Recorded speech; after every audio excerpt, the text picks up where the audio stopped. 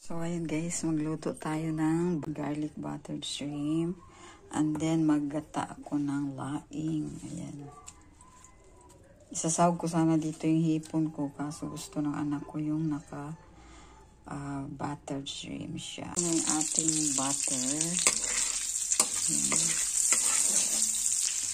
Nilagay ko pala isang maliit na buong garlic.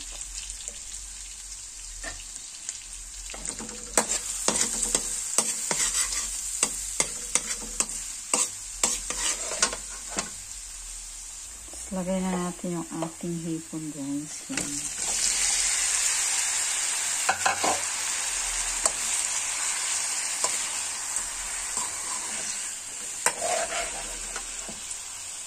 Ano siya, guys? Nilagyan ko rin pala siya ng sweet and sour na ketchup para medyo may kulay siya. And then, nilagyan ko siya ng cubes pangpalasa, saka konting toyo. So, ilagay natin yung ating sili.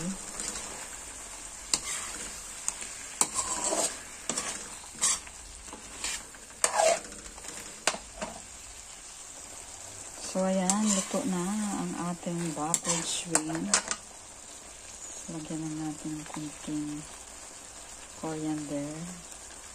Ayan, luto na, guys.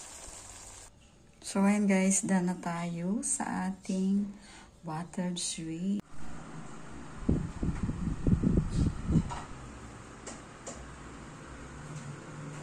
Hi guys, luto tayo, ginataang kalabasa.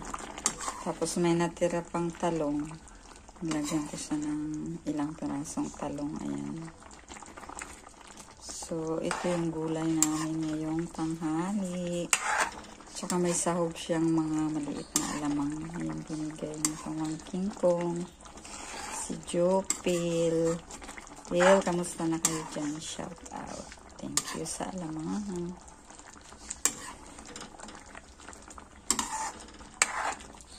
So, ayan, luto ng ating ginataang kalabasan.